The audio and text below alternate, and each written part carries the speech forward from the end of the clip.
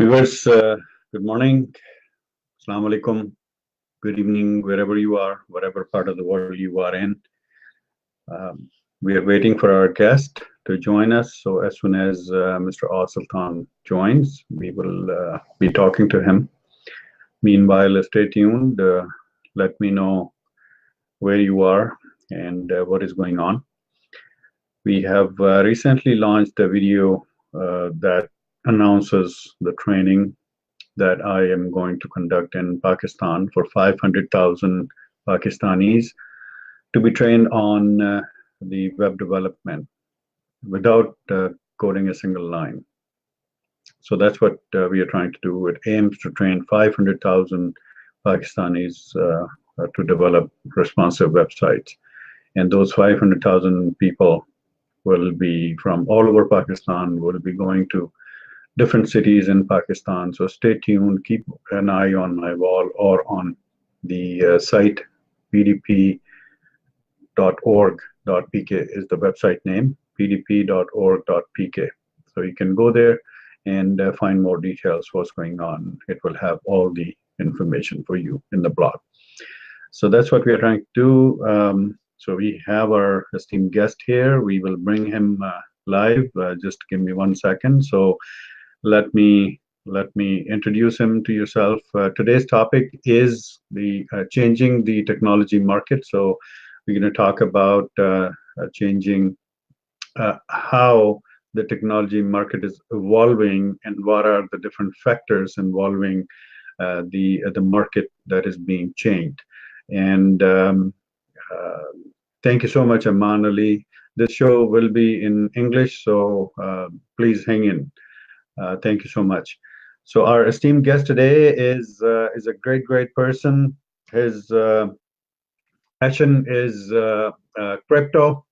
He's a crypto strategist. He's a crypto technology researcher, and he's a Republican district leader for the 8070 in the Harlem.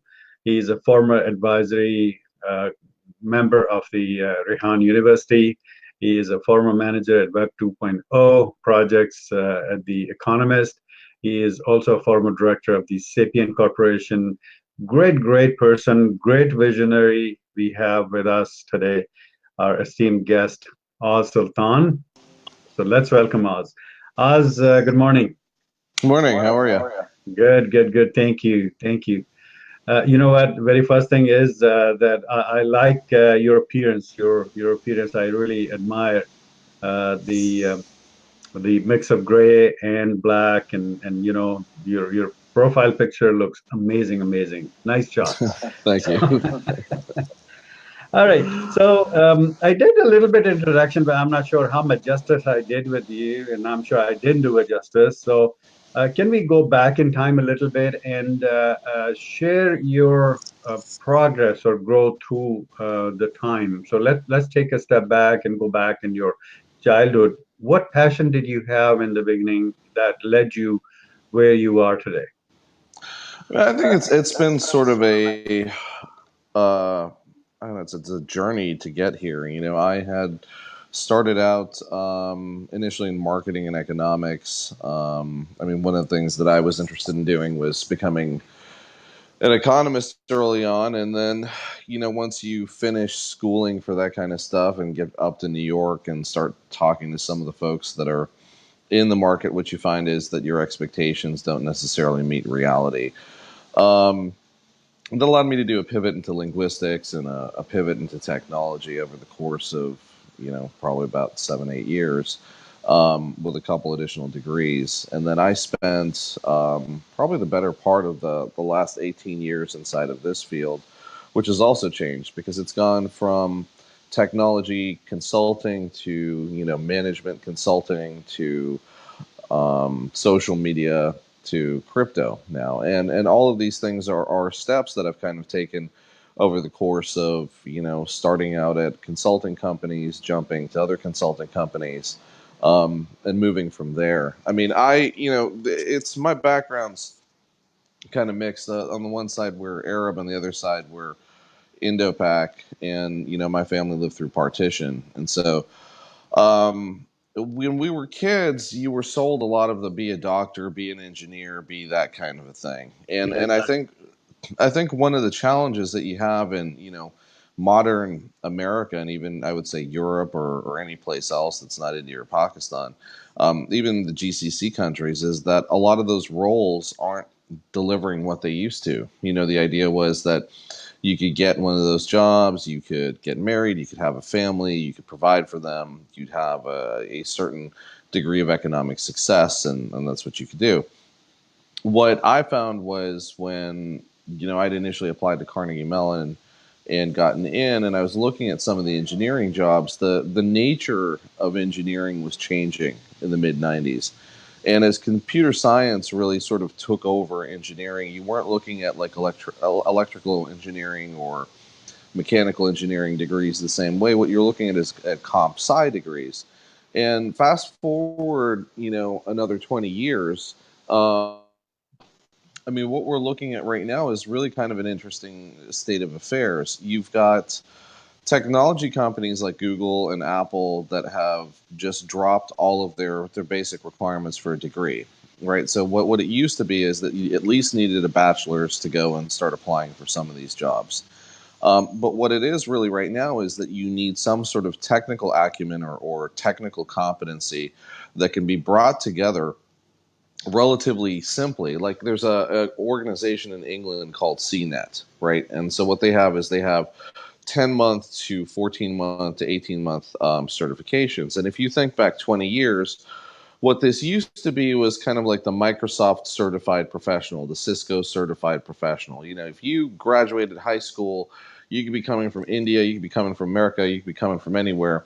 You had those certifications, you were pretty much guaranteed to go out and get a job that started at $40,000 or $50,000 a year. Well, what's happened today is that there's been this diametrical shift in terms of looking for human capital and then really kind of understanding where the resources are that come for these things. Because one, not everyone wants to go to college, and this isn't just something that's happening in America, this is globally, okay? Two, if you look at it from an Indian perspective, and I just spoke at a couple of crypto conferences, one in Hyderabad and one in Goa, no one wants to go to Triple IT anymore. Okay, it's no one wants to go and work inside of a consulting company where a bunch of ex-lieutenants from the Indian military are yelling at you at Tata. No one wants to do this stuff anymore.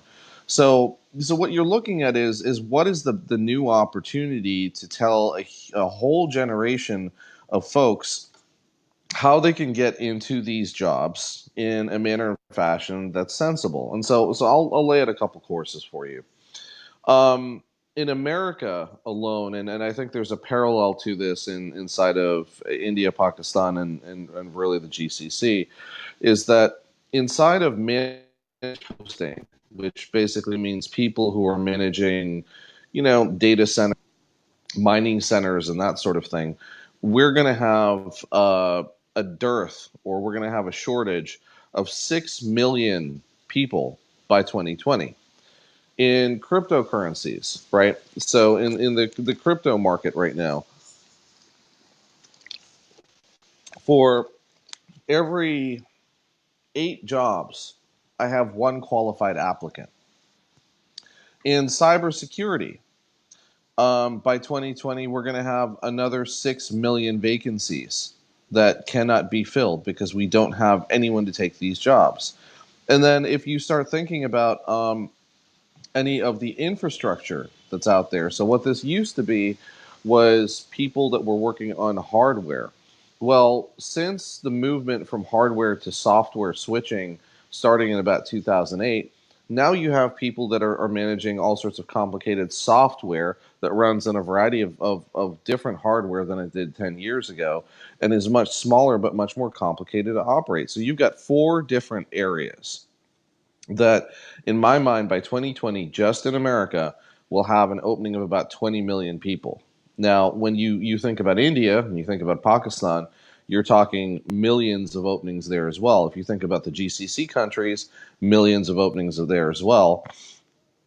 And if you go to Europe, additional millions of openings. So what we're talking about is a global marketplace of opportunity if you actually have the skill sets to do these jobs. Now, if you think about the whole idea of, say, managed hosting previously, what they would say is, okay, well, we want a bachelor's degree, we want someone who did comp sci or electrical engineering, we want someone who's got 2 years worth of work experience, so on and so forth. Well, now realistically, what you could do is you could look at Juniper Networks or Cisco Networks or any of these companies that provide training on hardware. You could go and take a look online at those types of jobs that are being advertised, and that's whether that's on Indeed or Dice, if people still use Dice, or LinkedIn. There's also a bunch of crypto platforms for that as well. They can find, what are the base requirements that people are looking for, and they can basically take about 12 months worth of courses, and they're qualified to do that. One of the things that we're working on in Harlem, where I am, is we have this program called the Spike that we're going to start piloting next year.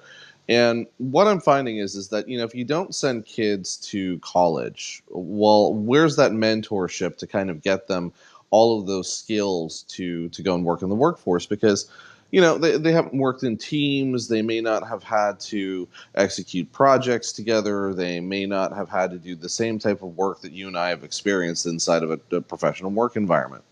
So we have a program here called the Spike that I'll be launching in January, and ideally, the long-term goal of this is to beta test it here and get it out to other cities. But it's a 6-month practicum where we get somewhere between 8 to 10 students to work through a project where they learn those basic life skills. They learn teamwork, they learn cooperation, they learn responsibilities and deliverables, and then they learn what it's like to actually work in a work environment.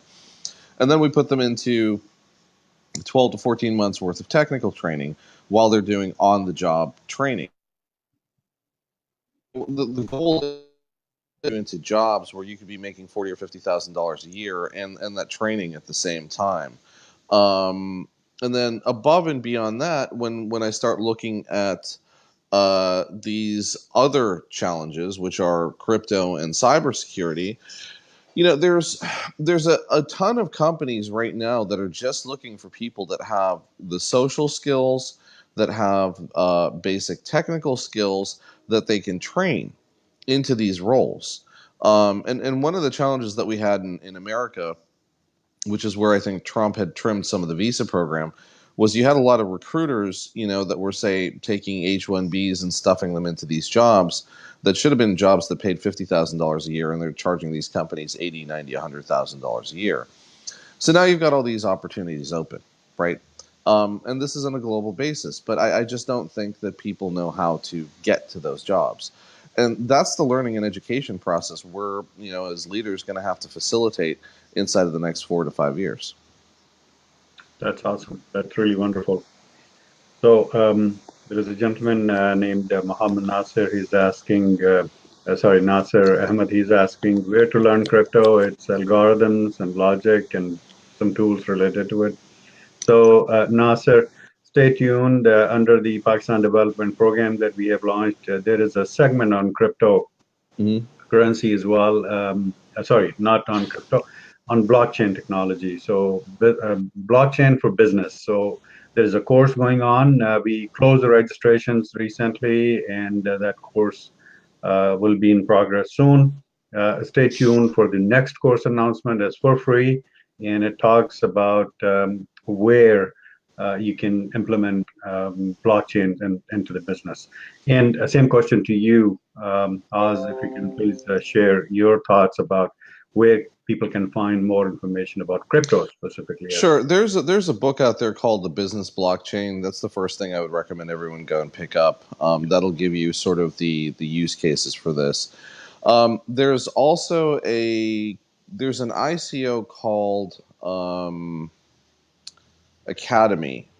So they raised $50 million, and what they're doing is they've got global class centers all over the world. So if you check out academy.io, you can go and you can actually go and get skilled and trained there. Now, if you are interested in doing this yourself, Okay, what I will tell you is that if you go online and you look at Solidity training and Solidity plus Ivy, okay, so Ivy is a simpler programming language that has just recently come out, and you go and get yourself skilled in either one of those, everyone's going to hire you. All right. If you look at the Microsoft stack, which is Microsoft Azure, so what they did was they launched Ethereum for Microsoft Azure on the cloud. Um, so again, there's educational programs that Microsoft has that you could go through, and there are opportunities to work with Microsoft. Then there's, and so this is in the corporate side of this, and then there's obviously IBM. So IBM has Hyperledger training that you can go through, and that's a very complicated platform. But again, that's a corporatized blockchain platform that is based off of both their Hyperledger technology and the Stellar blockchain. So if you think about it, there's two sides of this. There's the corporate, like draw a line. This is the corporate arena over here. That's IBM's Hyperledger, that's Stellar, and then that's Microsoft Azure. On the opposite side of this whole new world over here, you've got Ethereum. Excuse me. You've got Qureshi. thank you. You've got Ethereum, EOS, NEO, right? Then you've also got GoChain and a variety of other technologies that people are building on. So in terms of understanding this, there's a multitude of jobs out there. There's social media jobs in crypto. Okay, these are people who manage Telegram and Discord channels. If you are a popular person and you know how to build a large crowd and you know how to get people together, there are companies charging up to $500,000 a month for ICOs to build Telegram channels. Okay, and you can go online and you can find a variety of these companies out there that are hiring. If you want to be in development, there's, like I said, there's the Solidity and Ivy aspects of this. If you want to be an intern, to some of these companies, I mean, uh, QuickX, which is based in Delhi, is one of the companies I advise. I don't have any companies I'm advising in Pakistan just yet, but I'm sure something like that's going to happen, or someone will reach out to us and we'll find that their technology is good. But I'm saying in your part of the world, there's a lot of ICOs that you can reach out to. There was just the International Blockchain Congress, which was held in Hyderabad that I spoke at, and then there's a parallel one held in Goa, right? And I anticipate that there's something probably coming to Karachi within the next couple of months, or maybe the Pakistani government's going to hold something there as well, because the opportunities are huge. And then one of the other things I'll throw at you, and you may like this or you may not like this, is that the Chinese Belt and Road Project is coming straight at you guys, right? And what they're doing is they're going to carve through India and they're going to carve through Pakistan. However, all of these projects are going to require blockchain technologies, data centers, IoT devices. I mean, there's a plethora of jobs that are going to be coming through. A lot of this is it's, you asked the original question, what did I want to do when I was a kid? Honestly, I grew up in the 80s and early 90s, and I like the idea of being an economist. But I will tell you, I didn't want to be an engineer, and I didn't want to be a doctor, and I enjoyed working in marketing. And over the course of my career, I've had the opportunity to, build technology, work in marketing, now move into crypto. And I would say for all of you who are listening or watching, or people who are going to watch this later, what you should plan is you should plan for obsolescence. Okay. You may start in one technology degree, but mark my words that stuff will get obsoleted within 5 to 7 years because everything is moving so fast. Okay. So what you should consider doing is this. I like this idea now. I want to work here and I want to grow to this. Maybe I want to get to manager or director inside of this, and that's like a 5-year career trajectory. If you're not going to go there and you just want to stay as a layperson or work in technology, you have to keep yourself up to date. When I went to grad school, Carnegie Mellon, they told us that our degrees would basically be obsolete in 5 years. Okay, I got maybe 7 years out of that degree because it was an Ivy or tech type institution here. But I'll tell you that most of your bachelor's degrees today are not going to equip you for much more than the basic skills that you need to work inside of a professional environment. The remainder of this is stuff that you're going to have to continue to build as think about yourself as, a set of tools, right? And you're going to need to add to those set of tools. You're going to need to hone them. You're going to need to sharpen them. You're going to need to do that over the course of time. And you're going to need to add tools. And you start out with maybe like, I don't know, a knife and a hammer, and like some sort of like pick type device. And you go from there. And think of the world as like breaking rocks to build blocks to build things.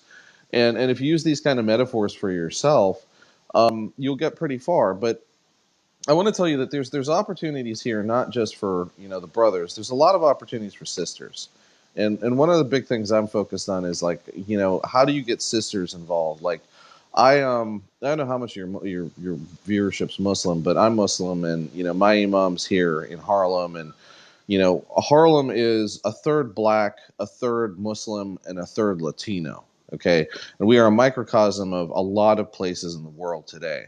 And our Muslim population comes all over the place. I mean, we've got everyone from Pakistan to Bangla to most of Africa. If you go 5 streets down from me, there's an area called Petit Senegal, and it end caps in a giant mosque.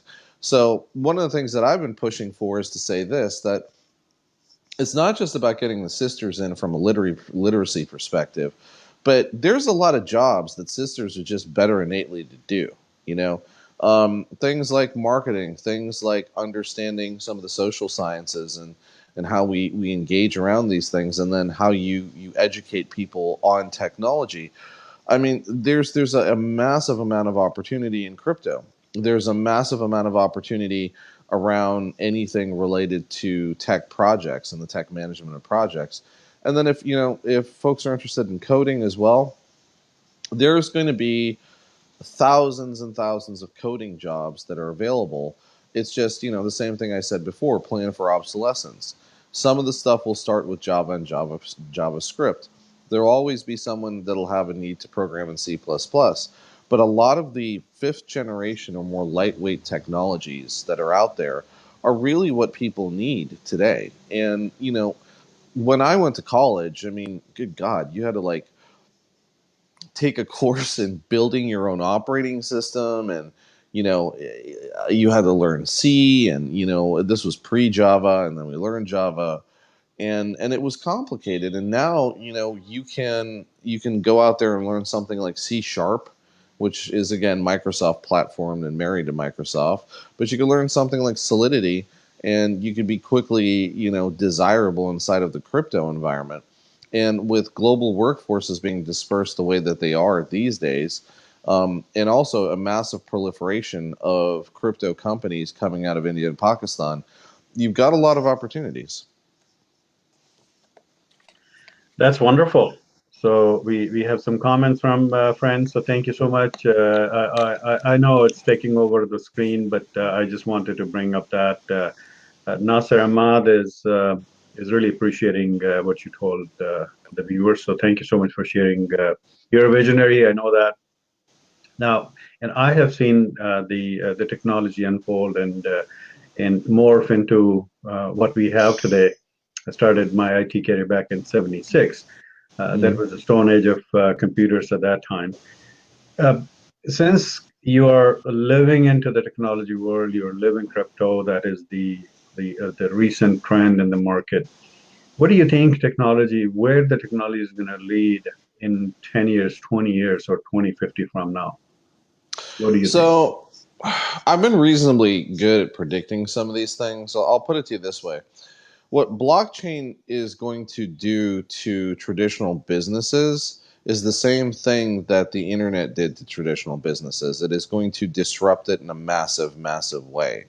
Now, the internet disrupted it because what it allowed us to do was to shorten supply chains and eliminate the need to go into physical stores. Okay. It gave us the ability to see and analyze and purchase things from very, very far away. Instead of having to send an auntie to Pakistan to, get a shalwar kameez for some wedding I had to go to, I could go online and I When could you said purchase it. far, far away, Oz, you meant like China? I mean, it depends. It depends, man. Everything is far. I'm in New York, okay? Everything's far away from me. Okay. Everything's a 10-hour We flight. are not that far. I mean, we are just 8 hours away from you guys. So, Y'all are still a 10-hour flight. I'll give you that. Everything's a 10-hour flight. But just I'm trying to make this like a little bit more geared towards your audience there. But absolutely. so you went from like saying, hey, that I had to buy this. It's like I had to send some auntie to go buy things and then trust her judgment. To I can go online and I can order things myself and I have a responsible system by which I can maybe return things. Or exchange things. And what that did was that built a lot of global trust in between countries that had never interacted with each other, right? I mean, Alibaba. You mentioned China. Alibaba. I mean, do you understand? Like one of the most amusing things to me at Alibaba that you can buy is lots of Zamzam water, right? I mean, it's like, oh no, I need 500 gallons of Zamzam. I mean, you can Yeah. buy this stuff off of Alibaba from some guy who's selling it from Saudi, right? So things that are germane and applicable to us from the portents of what our communities are available in ways that they were never available before. So that's what the internet did. Now what the blockchain is going to do is the blockchain is very simply an immutable ledger that allows for a secure transaction in between two parties, eliminating the middleman. So, whereas, I don't know, you were selling me a pink shirt because I like pink shirts too. And I and I was, let's say I said, that's a beautiful pink shirt. Where can I get one? And you go, Osby, I will sell you a pink shirt. And I go, that's fantastic. So typically what would happen is you would, send me some invoice and I would pay through PayPal or Venmo or, one of the 100 different phone payment systems that you have over there. Well, what the blockchain allows me to do is you send me an invoice in crypto, right? And I can pay you in crypto. Now, I am paying wallet to wallet. What that means is I'm eliminating the credit card processor, the bank, and the banking institution. I'm eliminating all of that. Okay. I now also have a proof if I use an escrow agent that I could say, okay, well, I'll pay it into escrow, and whenever it ships and it gets here, then what I'll do is that'll be released to you, and as soon as you say it ships, it'll release to you. So all of these systems are inherent in the blockchain that allow you to push that disruption. But three things I see happening. One is that the large banks, if they do not get on board with crypto, will start to collapse because there's absolutely no reason for you to leverage that the same way that you used to. Two, new crypto millionaires that are coming up based upon ICOs or the creation of wealth will now have the ability to do microloans and micro lending in a way that it hasn't been done before. And that leads to liquid asset tokens, right? So, what is a liquid asset token? A traditional crypto token is something that if it's money, it's saying, hey, we created this token, and this token operates on the Bitcoin blockchain, or the Bitcoin Cash blockchain, or the Ethereum blockchain, or the EOS blockchain, or the Neo blockchain, and it's reasonably fast, and it allows you to use it as like cash in this ecosystem, right? Now, those ones that I just mentioned can be used as quote cash in many ecosystems. But let's say that it's a new token that you created.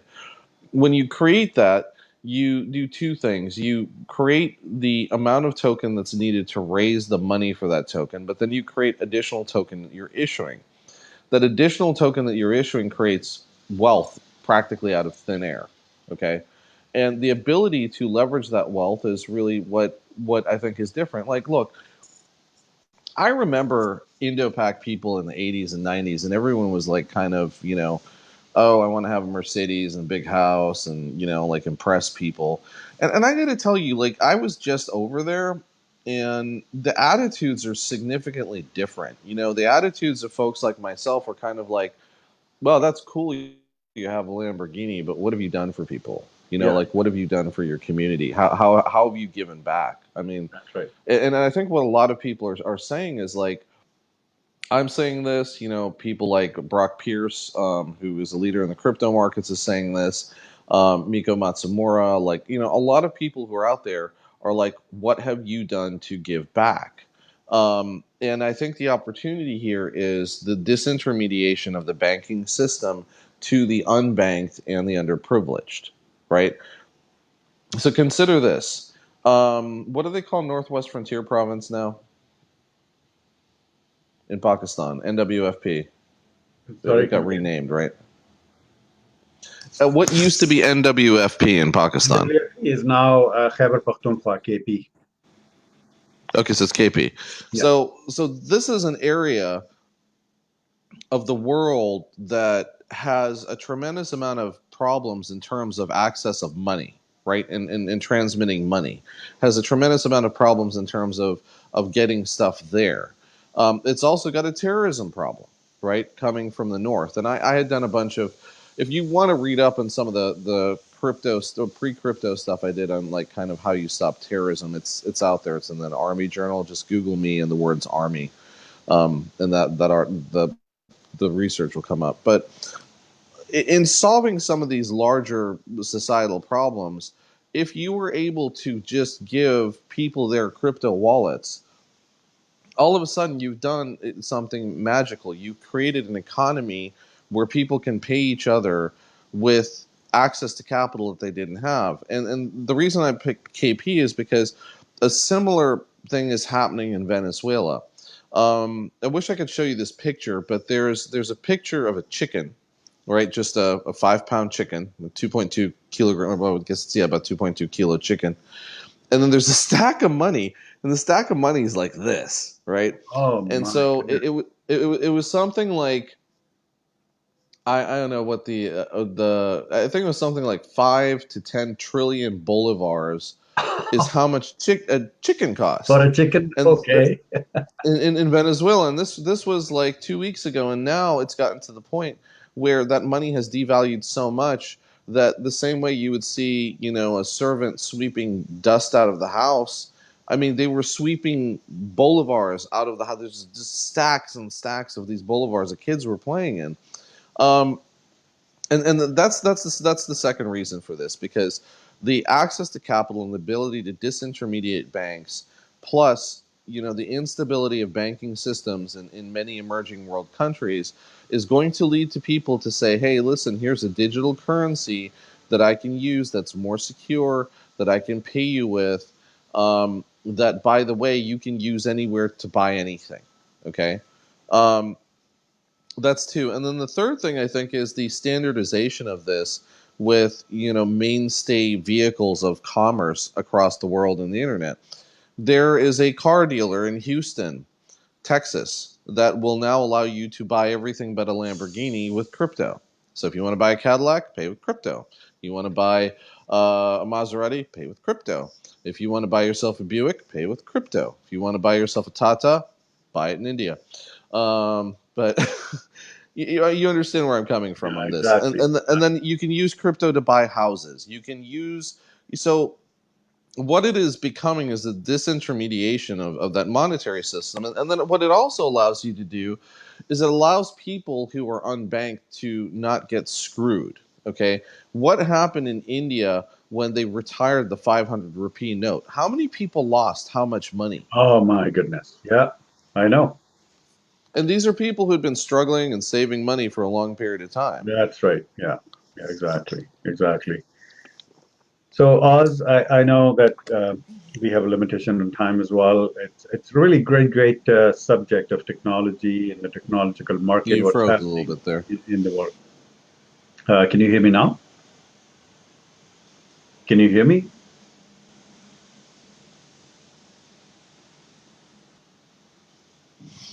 Can you hear me, Oz, now? No, I can hear you. Okay, good. Yeah, sometimes the network glitch it sometimes disconnects us. Mhm. Now we lost Oz. Okay, so I'm not sure whose uh, fault it was in terms of networking. Let's see. As soon as he comes back, I'll bring him on. I No, no, think we have some network issues over I'm here. here. It might be the network on your end. Anyways, questions asked, comments, they were put in here for me. Aman Ali is writing some comments. So thank you so much, Aman, for joining my show and coming to the show. The reason is I do my shows in Urdu as well, and you have watched my shows in Urdu. However, sometimes I feel comfortable talking to the guests because they speak the language of their choice, and I want to give them the full liberty and opportunity to really speak in whatever language they want, and so that they feel comfortable on the show. So I hope you understand. There is nothing wrong to be a Pakistani or a non-Pakistani speaking different languages. So try, and I know that you understand English because you have been commenting in English. So please come up to the mark and open your mind, open your heart for other languages. Otherwise, if you only speak Urdu, you will be closed in a shell. You cannot come out of that. You cannot interact with the world. You cannot interact with your neighbors. You cannot interact with other people. So please, please come out of that shell that you have created yourself. Urdu is good. It's awesome. It's my language. It's my mother tongue as well as yours. I love it. However, in order to interact with others internationally, we have to learn English. So please brush up. So thank you so much for your patriotism. And we all have patriotism. We love Pakistan. Pakistan is our motherland. And so thank you so much for commenting. Um, I do invite Pakistanis. I do invite foreigners as well from all over the world. You have seen on my wall. You can go to my YouTube channel. I would request you to subscribe to my YouTube channel. It's the Daydreamer Show. If you type in into the YouTube channel, you will be able to search it and subscribe. And there's tons of other guests available as well on that show. So um, this is so Mushtaq Khan is asking how often. Mushtaq said this show is every day at 11, except Tuesdays. Tuesdays, it comes at 1 p.m. Eastern Time, Toronto time. Mushtaq Khan is my friend from Toronto here, and I know him for a very, very long time. This show goes on air every single day, 7 days a week, and every day it goes at 11 Eastern, and only on Tuesdays it goes at 1 p.m. So my channel name is The Daydreamer Show, the same channel that you would see in the post. In this video post, go on the top, you will see The Daydreamer Show. Type in that onto YouTube, and you will be able to connect. So so that's thank you so much. Mariam SNAQ is liking. Amir Jasani is liking. And Aman Ali is saying Zindabad, Pakistan Zindabad. Yes, absolutely, Pakistan Zindabad. So thank you so much. Fawad is saying brilliant. Thank you so much, Fawad. I really appreciate everybody who commented, who tuned in today. And thank you so much. I'm glad that you found it. And viewers, it was really pleasure having Sultan on our show today. For some, I think, technology reasons, we lost him, and I couldn't say thank you. So on behalf of Dreams Television, the Daydreamers Show, myself, Aijaz, Qureshi, our friends who watched it or who will be watching, thank you so much, Al Sultan, for your time, for our viewers and ourselves. So thank you so much once again. All right, friends. Narm, thank you. Yeah, there was a Mani Begum program last night. We missed you. It was a wonderful, wonderful program. So anyway, so thank you so much. Thank you. Thank you, Mr. Khan Sahab. Thank you so much.